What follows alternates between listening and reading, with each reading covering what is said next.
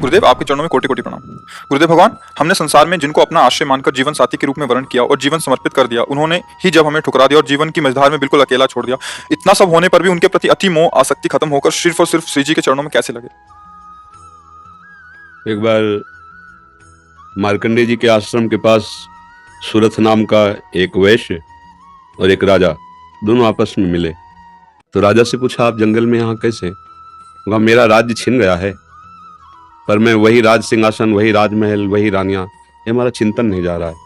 मुझे राज्य मिले इस बात के लिए तो मैं दुखी नहीं, पर मैं अपने परिवार को नहीं छोड़ सकता। और रोने लगा। फिर पूछा, आप क्यों इधर जंगल में? तो उनका, मेरे बेटे ने मुझे पीट के निकाल दिया, सारी संपत्ति छीन ली, पर मेरा मन उसी के लिए तड़प रहा है। वो भले मुझे पीटे, पर मैं अपने बेटे, बहू, परिवार को नहीं छोड़ सकता। बोले, तो बड़ी विचित्र हम दोनों की दशा है कि वो हमें छोड़ रहे हैं, हमें ठुकरा रहे हैं और हम उनके लिए रो रहे हैं, ये क्या है? तो राजा ने कहा, पास में मार्कंडेय जी का आश्रम है, हम लोग उन महापुरुष के पास चलते हैं और अपना निवेदन करते हैं। तो जाके प्रणाम किया और अपनी बात दोनों ने रखी। तो मार्कंडेय जी ने कहा, ये भगवती माया का प्रभाव है। अगर भगवान की ऐसी प्रचंड माया ना हो तो सब परमानंद में मगन हो जाएं। ये माया ही, वो हमें धोखा दे, वो हमें ठुकराए, पर हमारा मोह, हमारी ममता उससे बिलग नहीं होती है। अब उससे हटने का एक ही उपाय है, साधन को हरिभजन है, कै सत्संग सहाय। अगर हम सत्संग सुने तो सुनते सुनते बुद्धि पवित्र हो जाती है और फिर निश्चय होने लगता है। आप जिनके लिए रो रहे हैं, जिनकी बुद्धि पावन हुई, उन्होंने तिरस्कार पूर्वक छोड़ दिया। रत्नावती जी, भक्तमाल में चरित्र है, पढ़ लीजिए। रत्नावती जी पूरे रानी के जैसे सुख होते हैं वैसे ही रानी थी, वैसे ही सुख में मगन थी, कोई हरि भक्ति, कोई भजन, कुछ नहीं। और राजा भी अत्यंत प्यार करते थे। पर दासी वो वृंदावन आती थी और संतों का संग करती थी, सत्संग, तो उसके हृदय में गोविंद के चरणों में प्रीति उत्पन्न हो गई। वो रानी के कभी पैर दबा रही होती तो एकदम बोल पड़ती, हा कुंज बिहारी, हा गोविंद। तो रानी सावधान होकर देखती, तू रहती तो मेरे संग है, मेरी निजी दासी, अंग सेवी, ये कौन है कुंज बिहारी, कौन है गोविंद, किससे तू प्यार करती है? आज तक मुझे नहीं बताया। हमारे यहाँ की दासियां तो आजीवन समर्पित अंग सेवी होती हैं, ये क्या?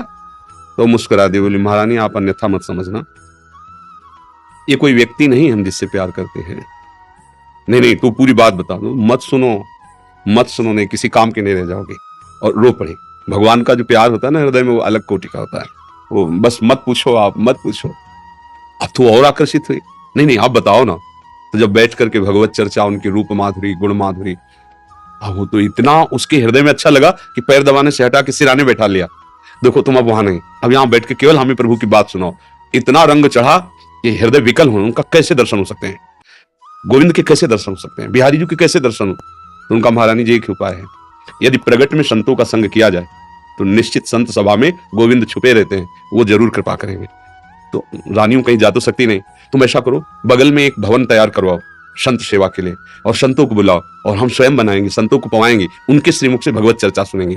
उस समय दिल्ली में बादशाह के समीप विराजमान थे माधो सिंह, उनके पति का नाम था। अब रानी का हुक्म, महल के निर्माण हुआ, पास में संतों, और खिड़की से वो दर्शन करती, फिर सुंदर भोग पधराती, जाके सब संतों को पवाती।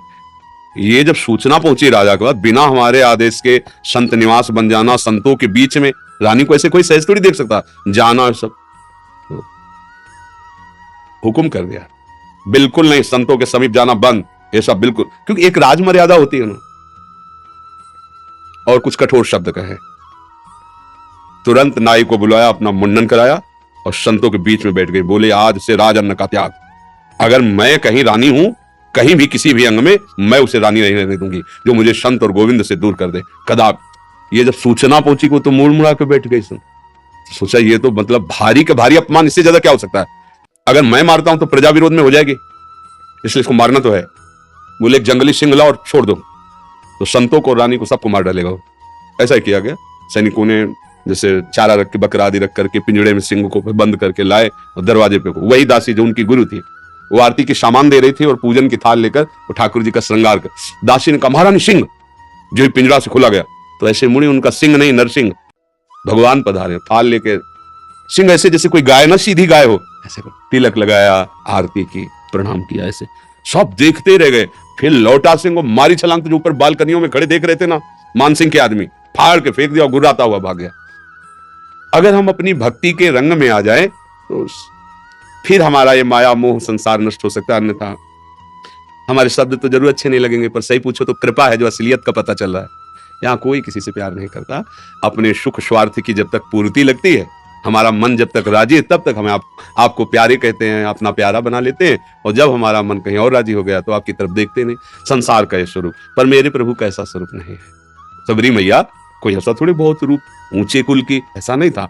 सबर जंगली जातियों में आती है उनमें, लेकिन भगवान की भक्ति से बड़े बड़े ब्रह्म ऋषियों के आश्रम में भगवान नहीं गए, सबरी माता के। भगवान ये सब संसार यही सब देखता है, तुम्हारा रूप, तुम्हारा गुण, तुम उसके काम के लायक हो कि नहीं हो। अगर स्वार्थ की पूर्ति लायक नहीं हो तो कोई भी हो, हट जाओ या वो मार डालेगा। संसार का स्वरूप है, कोई न कोई नाटक करके तुम्हें नष्ट कर देगा संसार। लेकिन हमारे भगवान कैसे भी नीच, पतित, अवगुणी, कुरूप, बिल्कुल मूर्ख कैसा भी हो, भगवान उसे अपनी गोद में ले लेते हैं।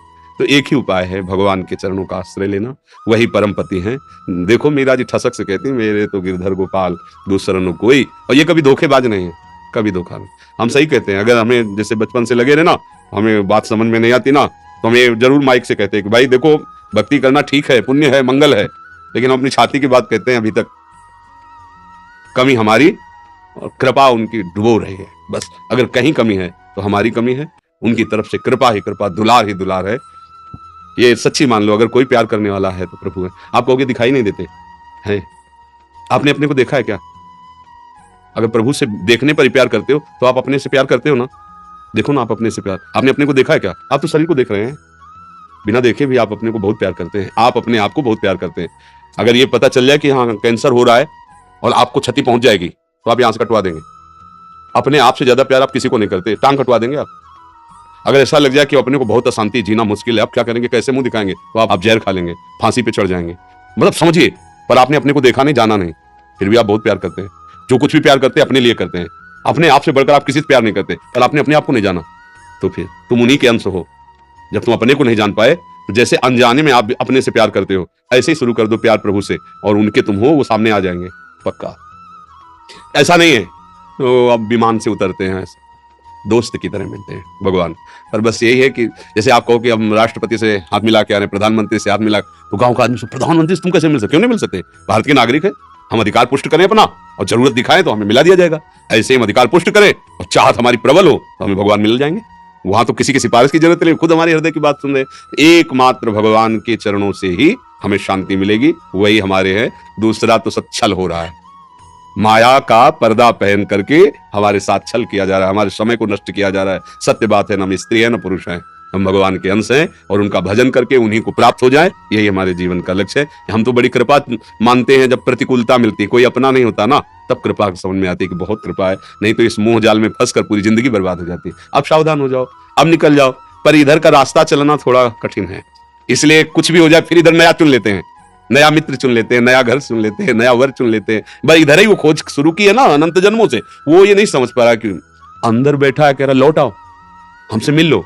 पर हम लोग बाहरी खोज कर रहे हैं, वो अंदर ही बैठा है। घर के अंदर प्रीतम बैठा हमारा इंतजार कर रहा है, हम दरवाजे के बाहर भटक रहे हैं, उसको खोज उसी को रहे हैं। जो सुख है, जो शांति है, जो आनंद है, वो प्रभु ही है, उन्हीं के लिए हम खोज रहे हैं। पर उनको ना मानकर, ना जानकर, अन्य रूप अन्य भाव में, इसीलिए हमें शांति नहीं मिल रही। मुझे लगता है नाम जप करो, सत्संग सुनो और प्रभु को अपना मानो, फिर वो जैसे जीवन निर्वाह करवाएं उनके ऊपर छोड़ दो।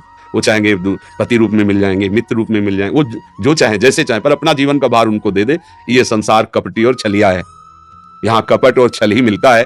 प्रेम तो कोई भगवत कृपा पात्र जनों को ही समझ में आता है, ये तो कहाँ प्रेम। अच्छा, वो कौन सा मैरिज कहते हैं, लव मैरिज, मैंने प्रेम का विवाह, इससे बढ़िया और क्या बात होगी। भाई पहले तो गांव में था कि वर दूल्हा को नहीं दे, मतलब वर दुल्हन को नहीं देखा, दुल्हन दूल्हा को नहीं देखा। ऐसा नहीं था कि लड़की लड़का देख के बाद के ब्याह होता हो, ऐसा पहले नहीं था। गांव में तो माता पिता तय कर लेते थे, हो जाता। मतलब प्रेम का मतलब आपने चयन किया दोनों ने मिलकर, ये तो बढ़िया बात है ना। अब आपका मन मुटाव तो होना ही नहीं चाहिए, क्योंकि दोनों ने प्रेम विवाह किया और दोनों ने चयन किया, और 1 साल बाद तलाक हो जाता है। भाई कैसा प्रेम विवाह। वहां तो न वर को देखा था, न दुल्हन को देखा था, माता पिता की मर्यादा में आकर ब्याह किया, और परिवार सुसज्जित मंगलमय आजीवन निर्वाह करते हुए, पूरे घर की सेवा, परिवार की सेवा, पति की अधीनता, पति पत्नी को ही अपना सर्वस्व मानते हुए, ऐसे ही भाव से आज हमारा क्या वातावरण हो रहा है। क्या हमारी उन्नति हो रही, क्या उन्नति हो रही। अगर पीछे से देखा जाए तो हमारी बड़ी, और ठीक है माता पिता की पसंद थी, आपने खुद पसंद किया ना, तो अब अपनी पसंद का निर्वाह करते जीवन भर दोनों मिलके। ये क्या बीच में, ये क्या, ये प्रेम विवाह है। अरे एक बार प्रेम कर ले तो फिर जैसा है हमारा है, जैसी है हमारी, आज जीवन उनका निर्वाह करे, ये भगवान की भावना से पुष्ट होकर चले। ये क्या दलित दुरा है कि आज इससे कल उससे, फिर ये तो पशु वाली चेष्टा हुई। ये मनुष्य वाली चेष्टा, धर्म वाली चेष्टा, प्रेम वाली चेष्टा थोड़ी। प्रेम का है कि भगवान ने एक बार विधान बना दिया गृहस्थी में, हम उसी विधान में संतुष्ट रहकर धर्मपूर्वक, पर न सत्संग है, न शास्त्र स्वाध्याय है, न भजन है, तो ये बातें सब लिखी है, दिमाग में नहीं आ सकती, हम ऐसे आचरण नहीं कर सकते। तो भगवान की कृपा से यदि आपको सत्संग समझ में आ जाए तो भगवान का आश्रय लो, वही मंगल करता है।